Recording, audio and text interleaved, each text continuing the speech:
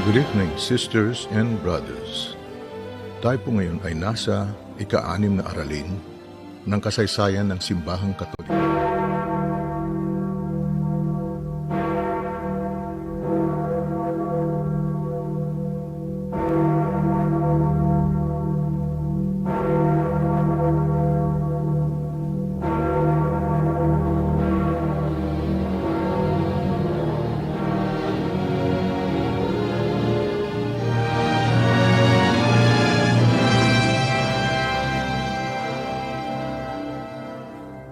Sa mga nagdaang aralin, naibahagi natin ang ilan sa mga katangian ng simbahan.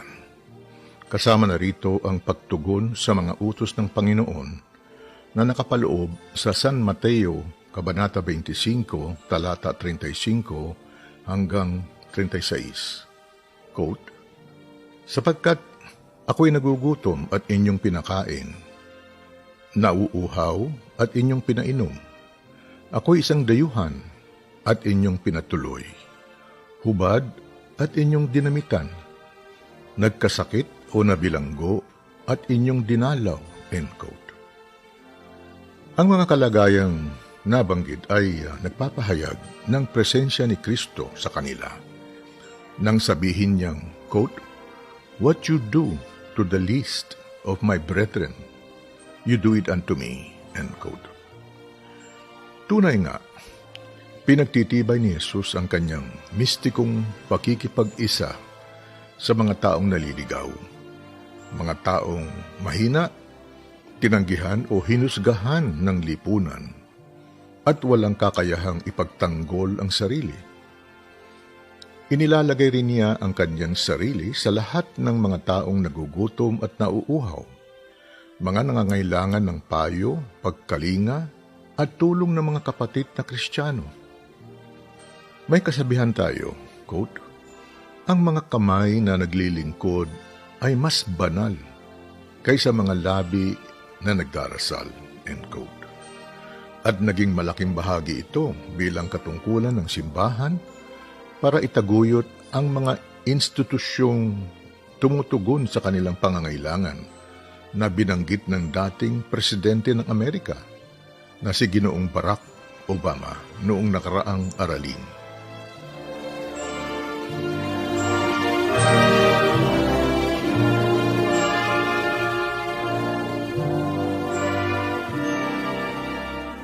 Samantala, dumako naman tayo sa isang pinakamatayog at kadaki-dakilang sagisag ng simbahan, ang kanyang katangi-tanging hiyas. And I'm referring to what is known as the source and summit of Christian life. Ano po ito? Yan po ang banal na Eucharistia. Gaano ba kahalaga ito sa pananampalataya ng isang Kristiyano? Well, sobra po. At sa lawak ng kapangyarihan ng bukod-tanging hiyas na ito, hindi ko tuloy malaman kung saan ako mag-uumpisa. Ganoon pa man, susubukan natin saliksikin at pag-aralan ito.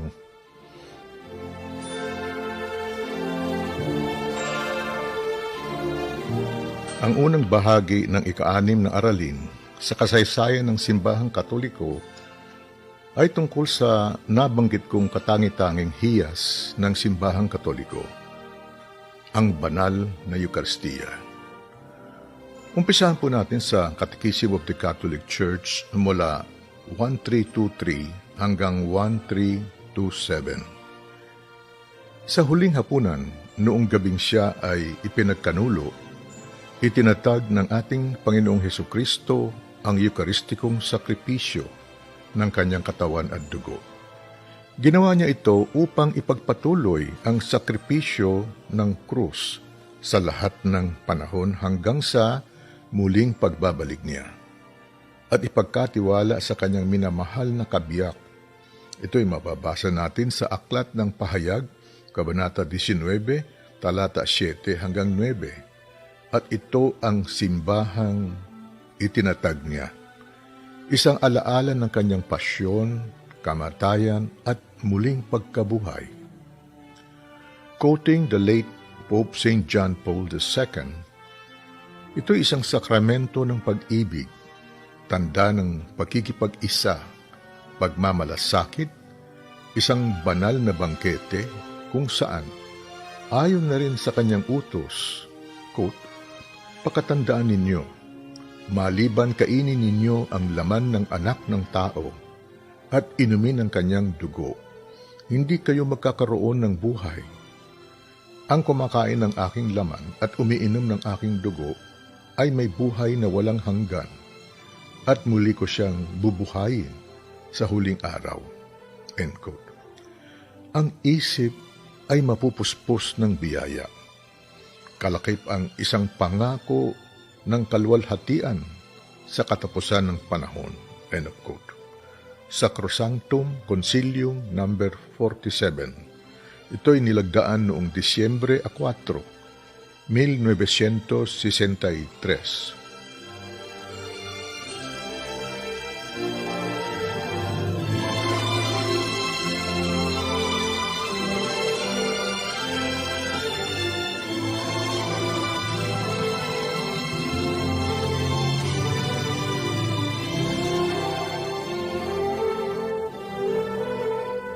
Sa Eukaristiya, humuhugot ng kapangyarihan ang iba pang mga sakramento, ang binyag, kumpirma, kumpisal, pagpapahid ng langis sa mga may sakit, kasal at banal na orden. Katunayan, ang lahat ng eklesyastikong ministeryo at mga gawaing apostolado ay nakabigkis, nakatali at nakaangkla sa Eukaristiya. Sapagkat ang banal na Eukaristiya ay naglalaman ng buong espiritual na kayamanan ng simbahan. Bakit? Kasi ang Eukaristiya ay si Kristo mismo, ang Paskwa at buhay na tinapay. Formal na ipinahayag ito sa CCC number 1116, quote, "Ang mga sakramento ay mga kapangyarihang lumalabas mula sa katawan ni Kristo, na walang hanggang buhay at nagbibigay buhay. Ang mga ito ay pagkilos ng banal na espiritu sa kanyang katawan, ang simbahan. Sila ang mga obra ng Diyos sa bago at walang hanggang tipan."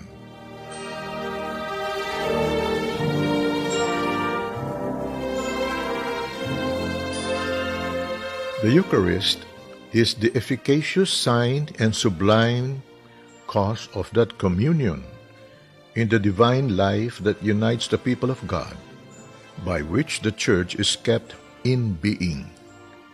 It is the culmination both of God's action, sanctifying the world in Christ, and of the worship men offer to Christ and through Him to the Father in the Holy Spirit.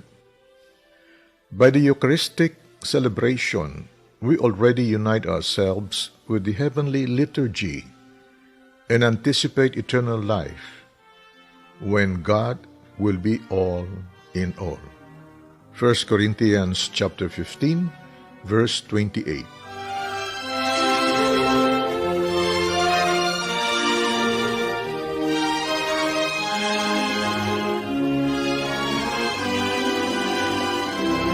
In brief, the Eucharist is the sum total of our faith.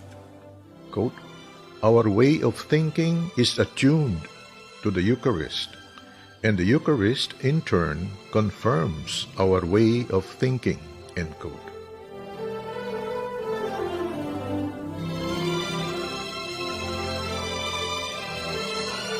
Ano ang iba pang mga pangalang nakikilala sa sakramentong ito? CCC number 1328 na nagsasabing, "Hindi mauubusan ang kayamanan ng sakramentong ito na ipinahahayag sa iba't ibang pangalan. Ang bawat isa ay may taglay na simbolo. Una, siya ay tinawag na banal na Eukaristiya, isang pagkilos ng taos-pusong pagpapasalamat sa Diyos. Mula sa salitang Griego na Eucharistein, mababasa ito sa Lucas 22, talata 19. at 1 Korinto 11, talata 24. Isa rin itong pagpapalang natanggap ng mga ninuno natin hanggang ngayon sa pagkakaroon ng pagkain araw-araw. Ganoon rin sa mga gawa ng paglikha, pagtubos, at pagpapakabanal. CCC number 1329, kilala rin ito bilang banal na hapunan, kung saan dinala ng Panginoon kasama ng kanyang mga apostol sa bispiras ng kanyang pasyon na mababasa natin sa 1 Korinto, Kabanata 11, talata 23 hanggang 25. Quote, ang Panginoong Hesus ay dumampot ng tinapay, nagpasalamat, pinagpira-piraso yun, at sinabi, ito ang aking katawan na inihahandog para sa inyo. Gawin ninyo ito bilang pag-aalala sa akin. Matapos maghapunan, dumampot din siya ng kupa at sinabi, ang kupang ito ang bagong tipan na pinagtibay ng aking dugo. Tuwing iinumin ninyo ito, gawin ninyo bilang pag-aalala sa akin. End quote.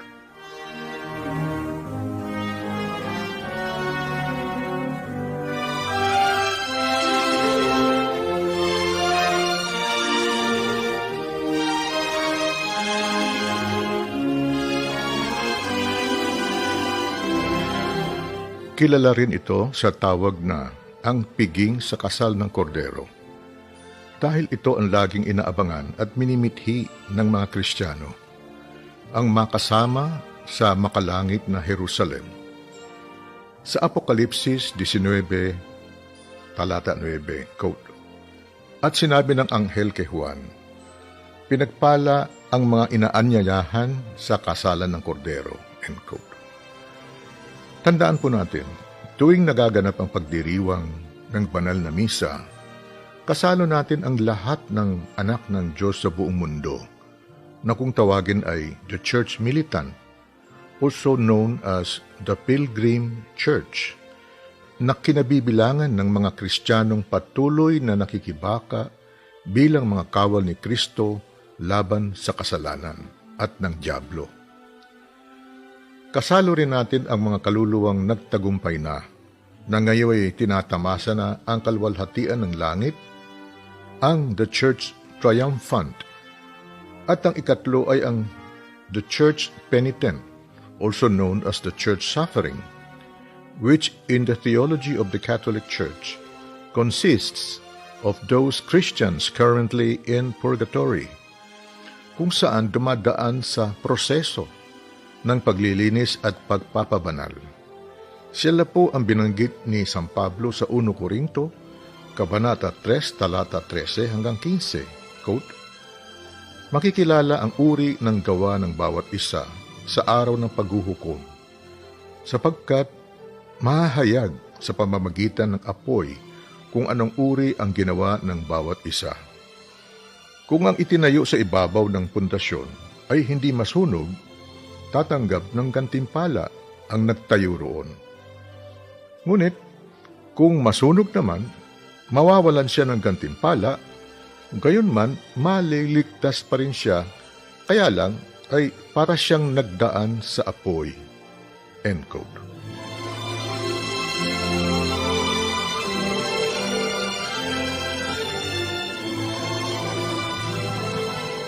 Kilala rin ang banal na Eucharistia sa tawag na the breaking of the bread o ang pagpipira-piraso ng tinapay. Si Jesus bilang Hudyo, ginagampanan niya ang papel ng isang pinuno, kung saan binabasbasan ang tinapay at ipinamamahagi sa San Mateo Kabanata 14, talata 19 at Kabanata 15, talata 36, San Marcos, Kabanata 8, talata 6 at talata 19. At ang pinakahuli ay ang huling hapunan. Sa pamamagitan ng pagkilos na ito ay makikilala siya ng kanyang mga alagad pagkatapos ng kanyang muling pagkabuhay. Mababasa natin ito sa Lucas, Kabanata 24, talata 13 hanggang 35. In fact, isa ito sa mga eksenang naging bukang bibig. At kung di ako nagkakamali, naging daan ito ng konbersyon ng dating pastor na si Dr. Scott Hahn. Hindi lang yan, ginawa pa niya itong pamagat ng kanyang aklat at regular na podcast na ang tawag ay The Road to Emmaus.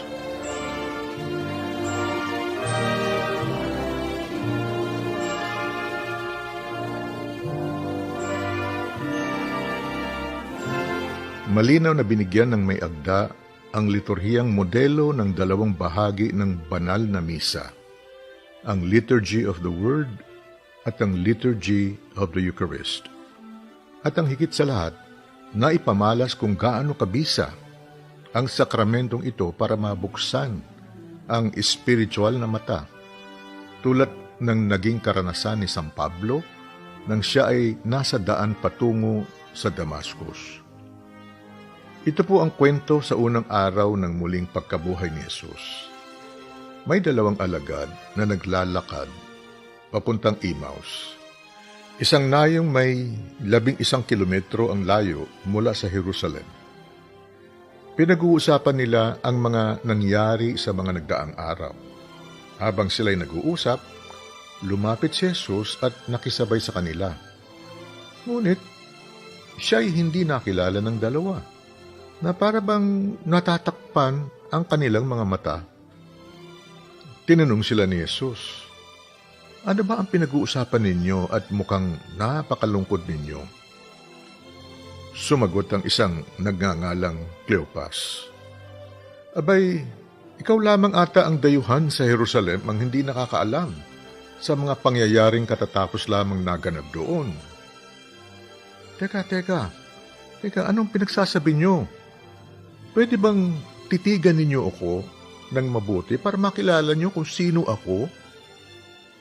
Pero mas minabuti pa ni Jesus ang manatiling incognito o inilihim ang sarili.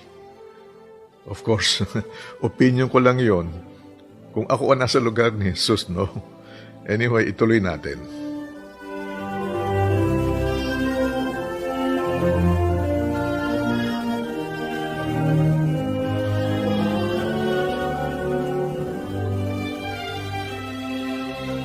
Anong mga pangyayari?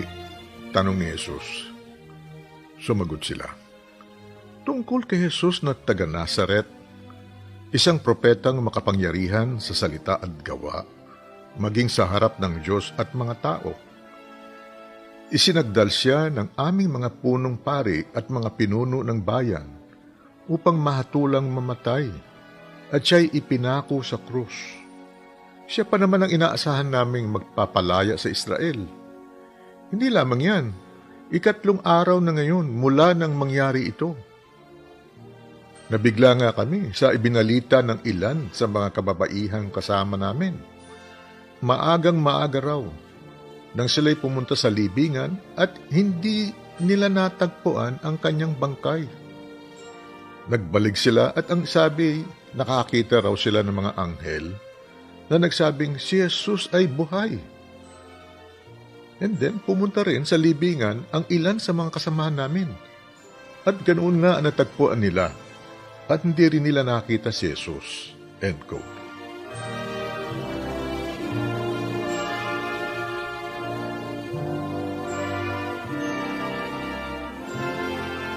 At isang diretsahang pagsaway ang sinabi ni Jesus sa kanila. Quote, "Kay hahangal ninyo, kay kukupad ninyong makaintindi sa lahat ng sinabi ng mga propeta. Hindi ba't kailangan ni Kristong tiisin ang lahat ng ito bago siya pumasok sa kanyang kaluwalhatian?" End quote.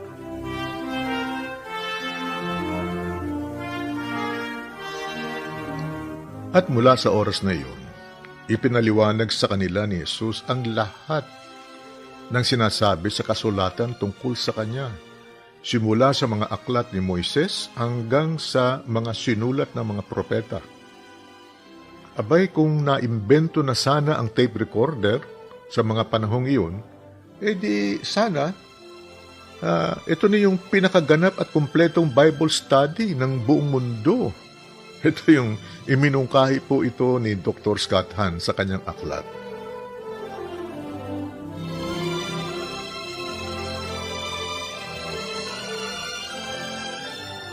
Malapit na sila sa nayong kanilang pupuntahan at si Jesus ay parang magpapatuloy pa sa paglalakad. Ngunit siya ay pinigilan ng dalawa at sinabing, "Sandali, tumuloy ka muna rito sa amin. Palubog na ang araw at dumidilim na." Kaya't sumama nga si Jesus sa kanila. Nang siya'y kasalo na nila sa pagkain, 4 na kilos ang ginawa ni Jesus sa sandaling iyon. Una, dumampot siya ng tinapay. Ikalawa, nagpasalamat siya sa Diyos. Ikatlo, pinagpira-piraso ang tinapay. At ika-4, ibinigay sa kanila. At noon din nabuksan ang kanilang mga mata. At nakilala nila na si Jesus pala.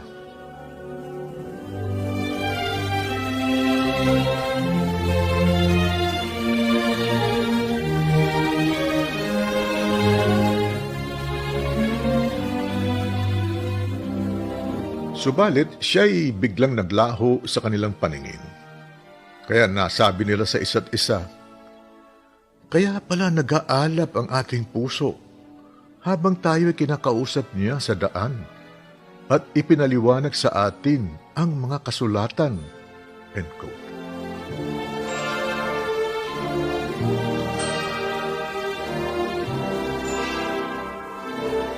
Mga kapatid, sa ating kontemporaryong panahon, ang tawag rito ay encounter, isang bukso ng damdamin na mahirap ipaliwanag. Madalas po ito nararanasan ng isang nagtapos ng rekoleksyon o seminar, tulad ng Life in the Spirit Seminar ng Charismatic Renewal o yung 3 araw na live-in seminar ng Cursillo Movement, kung saan naranasan ko ang ganoong bugso ng damdamin. Sa katapusan ng seminar, inakap ako ng minamahal nating yumaong arsobispo na si Antonio Mabutas. At ibinulong sa akin kung gaano ako kamahal ng Diyos. At noon rin ay para akong nabuhusan ng kung anong espiritual na tubig na napakalamig, na halong mainit.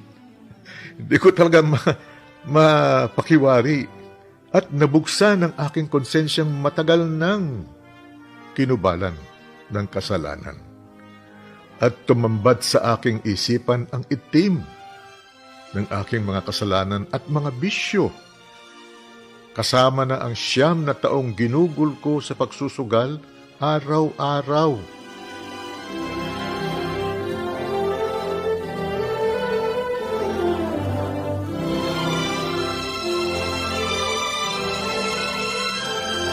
Pero, hindi po ito nagtatapos roon. Kinailangan pang bagtasin ang landas hanggang sa mamulat ang aking spiritual na paningin para maalis ang belong nakatakip sa akin o sa aking spiritual na mata at matuklasan ang walang hanggang pagpapala ng isang makahulugang ugnayan at pagkikiisa sa isang Diyos na wagas at dalisay ang pagmamahal.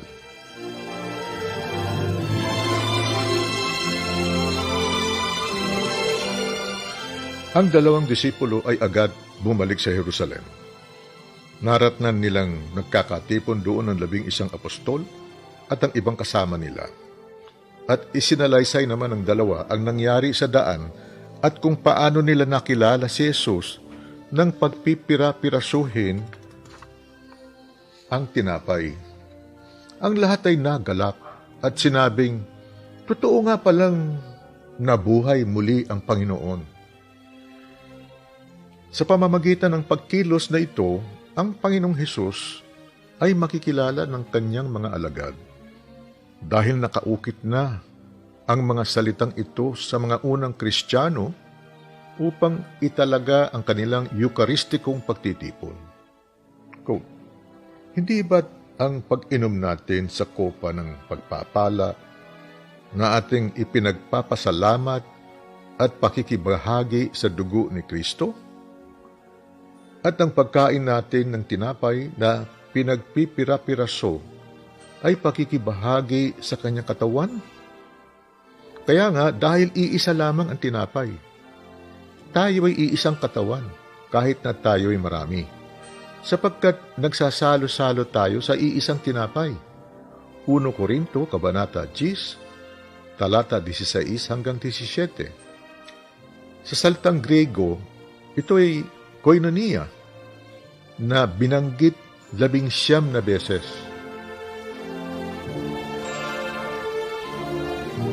Tayo po ngayon ay nasa ikatlong bahagi na ng ating ika-6 na aralin sa paksang ang kasaysayan ng Simbahang Katoliko.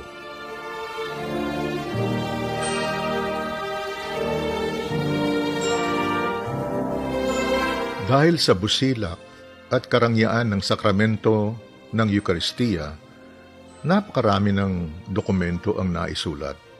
Just to name a few, ang Sakramentong Caritates ng yumaong Santo Papa na si Pope Benedict XVI na tumutukoy sa relasyon ng Eukaristiya at pag-ibig.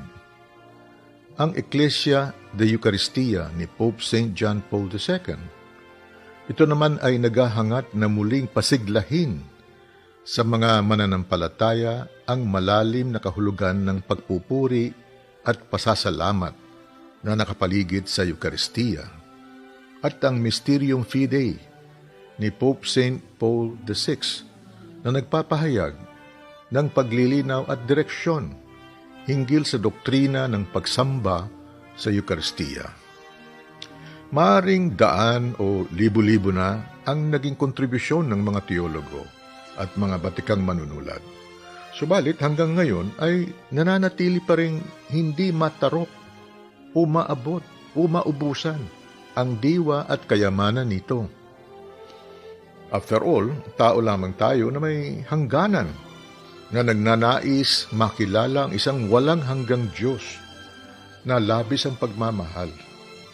Kaya binanggit ni Propeta Isaias sa Kabanata 55, talata 8 hanggang 9, and I quote, "Ang sabi ni Yahweh, ang aking kaisipay hindi ninyong kaisipan.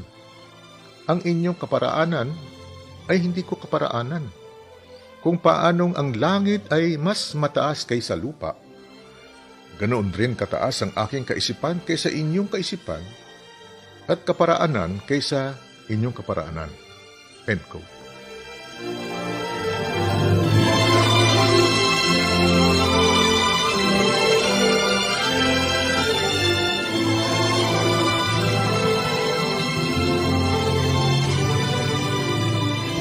Sa ating pagpapatuloy sa ikatlong bahagi ng ating pagtatalakay sa naging karanasan ng dalawang disipulo sa daan patungo sa Emmaus, hindi lang kahanga-hanga ang eksenang ito, may malalim pang kahulugan sa ating relihiyon, kung saan nakasalalay ang ating kaligtasan.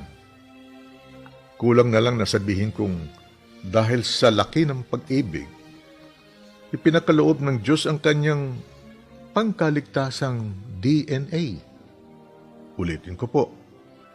Ipinakaloob ng Diyos ang kanyang pangkaligtasang DNA para mangyari ang nakasaad sa Juan Kabanata 1, talata 12 hanggang 13. Quote, "Ang lahat ng tumanggap at sumampalataya sa Kanya ay binigyan niya ng karapatang maging mga anak ng Diyos. Sila ay naging mga anak ng Diyos hindi dahil sa isinilang sila ayon sa kalikasan o sa kagustuhan o kagagawa ng tao, kundi ayon sa kalooban ng Diyos." End of quote.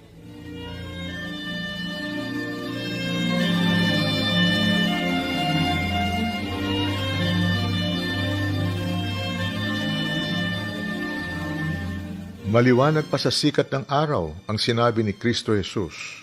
Quote, "Ako nga ang tinapay na nagbibigay buhay na bumaba mula sa langit. Mabubuhay magpakailanman ang sino mang kumain ng tinapay na ito. At ang tinapay na ibibigay ko upang mabuhay ang sanlibutan ay ang aking laman. San Juan, Kabanata 6, talata 51.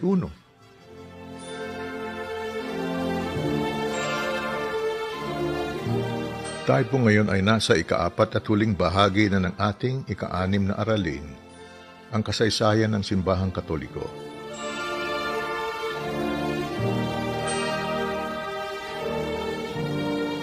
Sa pagbabalik natin sa eksena ng 2 disipulo, bakit kinailangan pang biglang mawala si Jesus sa paningin ng 2 disipulo pagkatapos ng pagpira-pirasuhin ang tinapay?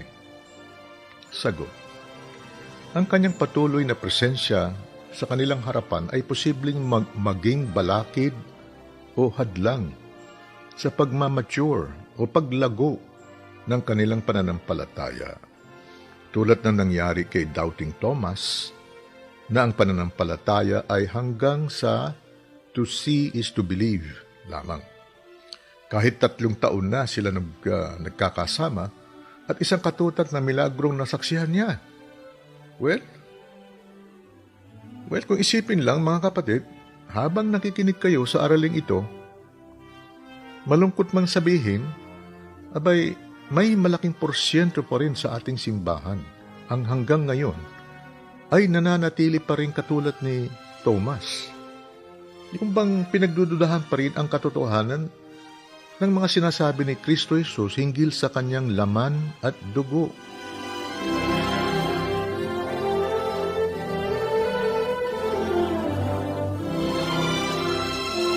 Kaya nga nagbabala si San Pablo sa mga hindi naniniwala sa tunay at ganap na presensya ni Kristo sa Eucharistia. Sa 1 Corinto 10:16, quote, hindi ba't ang pag-inom natin sa kupa ng pagpapala ay ating ipinagpapasalamat at pakikibahagi sa dugo ni Kristo?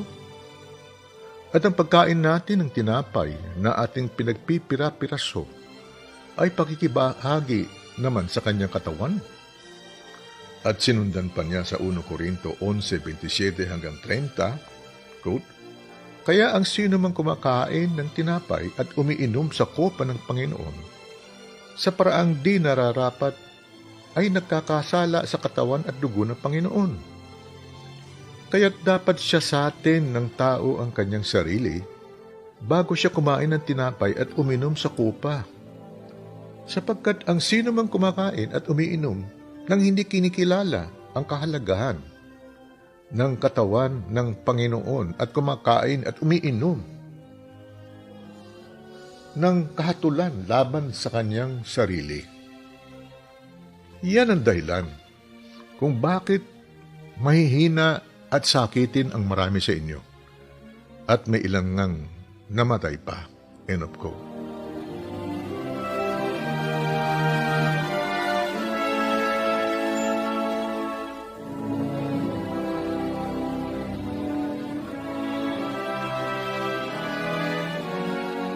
Ang simbolo ng tinapay, maaaring tutulan ng kahit sino ang tinutukoy ni Pablo sa Eucharistia bilang tinapay.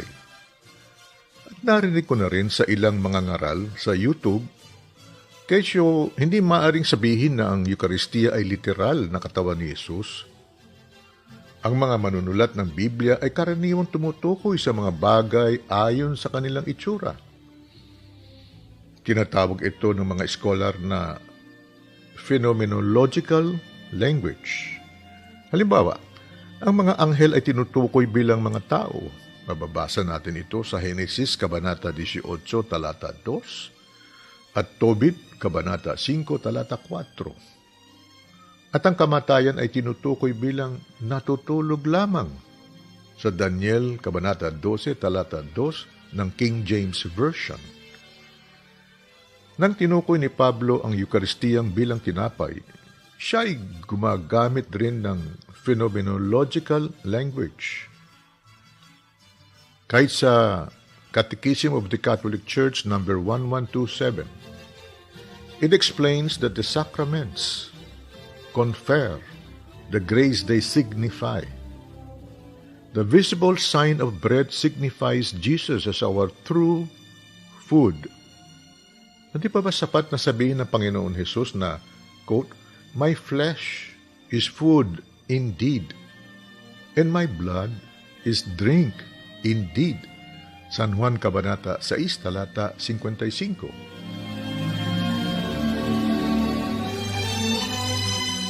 Sa kabila ng lahat, bakit kailangan pa nating isugal ang kaayusan ng ating pisikal na katawan at ang kaligtasan ng ating kaluluwa na mamimiligro sa walang katapusang pagdurusa sa bumabagang apoy sa impyerno? Ulitin ko po ang babala ni San Pablo sa 1 Corinto, Kabanata 11, talata 27 hanggang 30. Ang sino mang kumakain ng tinapay at umiinom sa kupa ng Panginoon sa paraang di nararapat, ay nagkakasala sa katawan at dugo ng Panginoon. Kaya't dapat siyasatin ng tao ang kanyang sarili bago siya kumain ng tinapay at uminom sa kupa. Sapagkat ang sino mang kumakain at umiinom ng hindi kinikilala ang kahalagahan ng katawan ng Panginoon, ay kumakain at umiinom ng kahatulan laban sa kanyang sarili. Yan ang dahilan kung bakit mahihina at sakitin ng marami sa inyo at may ilan ngang namatay pa. End of quote. Abagan natin sa susunod na aralin. Salamat sa inyong pakikinig.